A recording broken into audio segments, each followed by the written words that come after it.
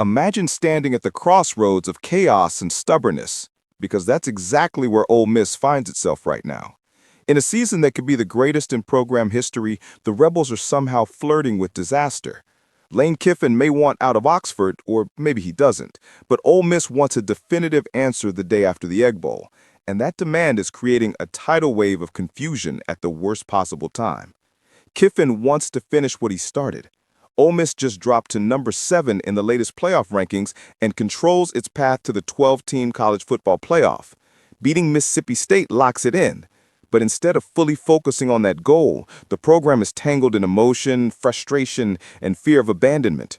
Ole Miss is acting like a jilted partner, threatening to move on if Kiffin chooses LSU or Florida. But why force a split now? Why remove the coach who gives the Rebels their best chance at a deep playoff run? Replacing him with quarterbacks coach Joe Judge, who struggled in his last head coaching stint with the New York Giants, feels like a self-inflicted wound. This isn't college basketball, where legendary examples like Steve Fisher stepping in from Michigan ended with a national championship appearance. Football doesn't work like that. Continuity matters. Preparation matters. Chemistry matters. And right now, Ole Miss is risking all three. Even if Kiffin accepts another job, both Florida and LSU would gladly let him coach Ole Miss through the playoff. Why wouldn't they? He'd be competing for a national championship.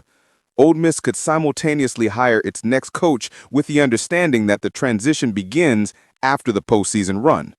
It's unconventional, but not unreasonable. Schools played entire seasons during a pandemic because the alternative felt unacceptable. This should be no different. So why would Ole Miss willingly take the field in the biggest moment in program history without the coach who built the moment? Meanwhile, the playoff rankings themselves added fuel to the fire.